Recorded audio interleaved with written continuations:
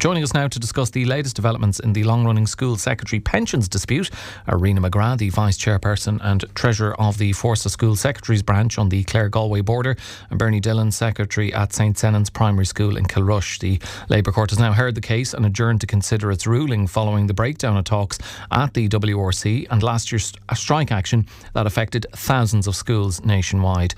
This morning we'll look at what this latest step means for school secretaries and caretakers and what happens next. And a very good morning to both of you, Rena and Bernie. Rena, the Labour Court now heard the case and they've adjourned to consider its ruling. Can you just explain what this stage of the process means for Fórsa members? I suppose our point of view is we would be hoping we're a step further to getting what our campaign is all about, which is pension parity with our colleagues in the education system. It's not to preempt what the Labour Court recommendation is going to be. We'll just have to sit it out and wait and see while they consider what they're going to recommend. Yeah, and Bernie, as I mentioned, the talks at the Workplace Relations Commission broke down last November, which led to the dispute which is being referred to the Labour Court. What were the key issues that couldn't be resolved at that point? Well, I think the pension parity is probably the biggest thing, really, to be honest. I think if we got that, I think we'd be sailing insofar as that other things would fall into place. Like, there are other issues. It's not just that, but the pension thing is probably the biggest thing at the moment. And especially now with this new auto-enrolment, maybe they think, well, okay, that's there, so that's our job done. But look, we're not going to take this line down. Like, we have fought for this for over 20, I'm fighting this case over 20 years, and I'm not going to take this auto-enrolment thing. We have to get pension parity with the rest of our colleagues. That's what we went out on strike for, and that's what we will go out on strike for again if we have to. Yeah, and I suppose, Rena, it's not just, obviously, as Bernie has touched on, it's the pension element, the money itself that you will rely on when you retire is really important. But I guess another important factor is the word parity is the operative word there, that it's about a level of respect and esteem and being viewed and seen as being on the same level as all your colleagues in whatever school you work in, because you're working just as hard as them, even though you're performing a different role, but no less essential. Well, that's absolutely correct. That's exactly, at the heart of this campaign as well. We have members with secretaries and caretakers who are 25, 30 years and in some cases 35 plus years given service to schools in their own locality.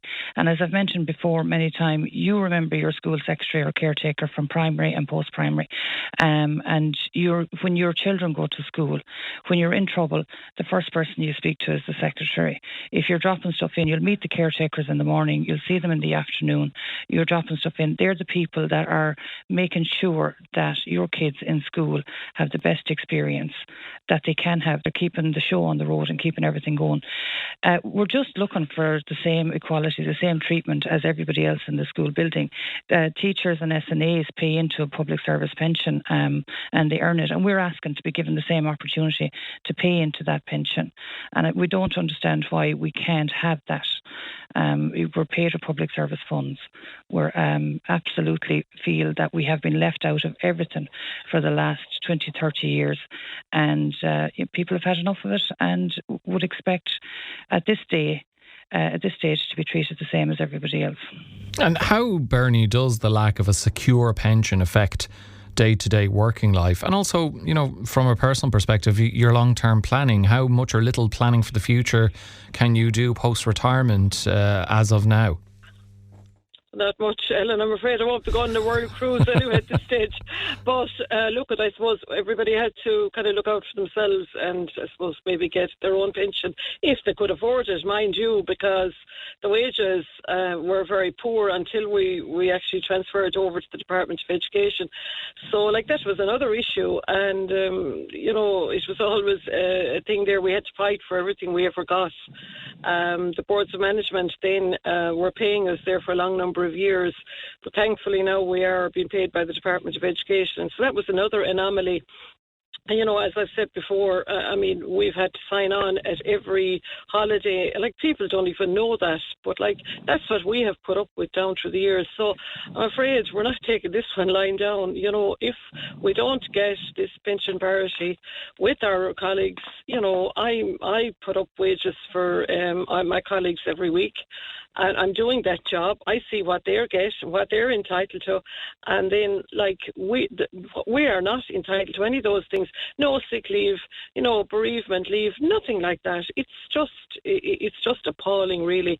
And to work with people and to see what they get, and then we're doing a job, as I said, putting wages up and doing stuff for the Department of Education every day of the week, and we're not being treated on the same scale as our colleagues, and that's the bottom line.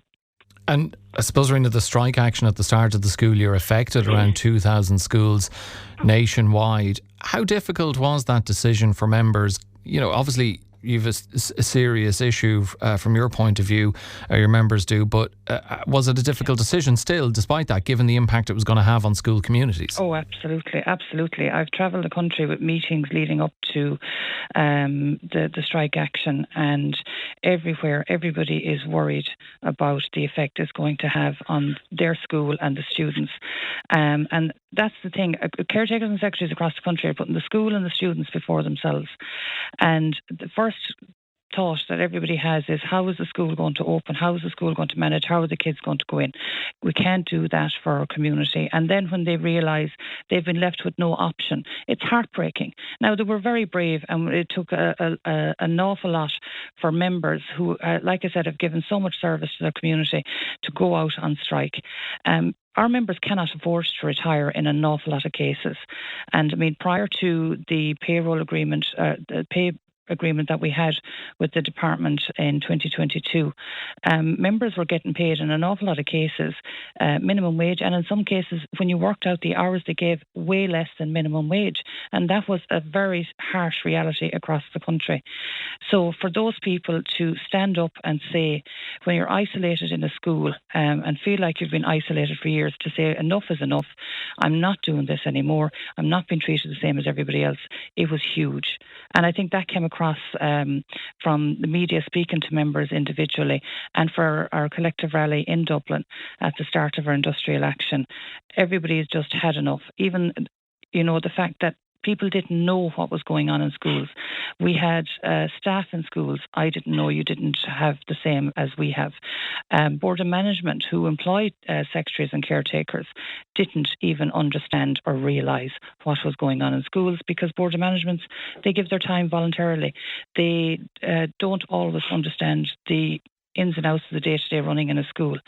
And in an awful lot of cases, people's conditions improved when it was highlighted. So, for the public to be aware of what's going on, it makes a big difference to everybody, all of our members.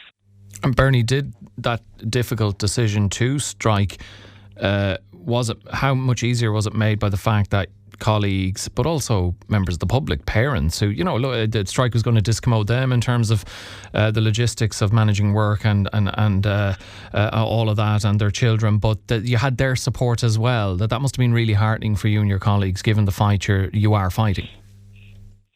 It was, Ellen, and as Rena said, they were it's the last thing anybody wants to do is to go out and strike and stand outside your school with a placard. I can tell you, it takes a lot of guts, to do it and feel that you should be inside. And, but look, we got great support. I have to say the momentum was fantastic while it went on. And, we did strike here in West Clare. We did strike outside different schools because, there probably is only one or two people involved in every school. So, it's very hard to stand outside a school on your own. But you know what? We all gathered together and we picketed outside schools at different times of the day. And I have to say we got fantastic support, absolutely fantastic support. And as Rena said, there are a lot of people, said to us, God, I never knew this was actually going on in your school. I never knew that this is the way you were being treated. It is scandalous, and it is scandalous. So I'm afraid, as I said, we're in this now for the long haul, so we won't be going anywhere quick. So the minister, and there is now we're in another new Minister for Education. We're on the third Minister for Education since this, well, actually maybe the fourth since we started this whole campaign. So I hope the minister will sit up and listen to us, and if hopefully that the Labour Court thing doesn't fall through, but if it does, it's back to her then to what she's going to do about it. I wonder about that particular element, Rena, the changeover of the relevant minister in that portfolio. Does that present any difficulties? I mean, when a new Minister for Education comes in, no doubt they're fully briefed by the department on where different matters are at and what stages they're at. And I'm sure even prior to that, I mean, this is a story that is covered locally and nationally. They'll be aware, but they might have a particular view or stance on it. Regardless, has that impacted upon the progress of this particular fight, the being on your third Minister for Education? Well, if it was that easy, I think we'd be changing ministers a lot quicker in an awful lot of departments. Not to be flippant about it, Hildegard Naughton was very supportive in our campaign when she was,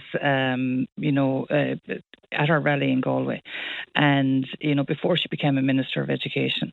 I suppose it remains to be seen now, will she put her money where her mouth was and come out and support us.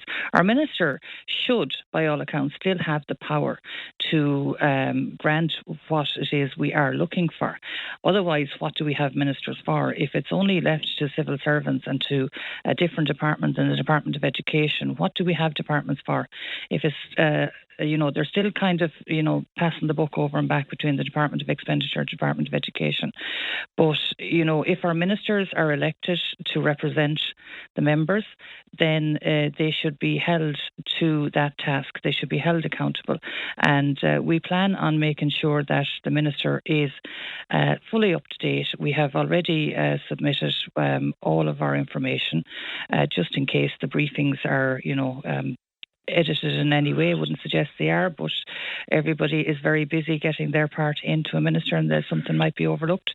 But we would hope that fresh eyes on this case would help. And as I've said, she's been coming out publicly when we were on our campaign trail with this, and when we were on the rally in Galway, to say that she's very supportive and that she would do everything in her power to see what she could do to support us. But now she has the power. It'd be great if she was able to contact us and say, make an arrangement to sit down and discuss with us what it is we want, to hear it from our members and to hear it directly herself. We're open to that. But at the moment, I suppose we're tied in with the WRC for our critical illness, bereavement and caretakers pay, and the Labour Court then with our pensions. And, we will go through that process. That is the process we've signed up to, and we will see. But as I said, you would hope and you would have to try and have faith in the political system that our ministers still have the power in their own departments and will still do what is right for their members. I guess time will tell in that regard. Bernie, what are you hoping the Labour Court's ruling will deliver when it is issued? Well, we're hoping for pension parity. That's the bottom line, and we will take nothing less than that. So maybe you might do a novena for us there over the next few days and hope that this will come through, So, look, hopefully we'll be able to come on to Clare FM again and say, yes, we won our case, and that's the bottom line. As I said, 20 years, and we're not taking this line down, and we will be seeing it out to the bitter end, whatever that takes. And I guess, Rena, just to finish with yourself, if the novenas don't work, Fórsa has warned that further industrial action can't be ruled out. Obviously, you won't.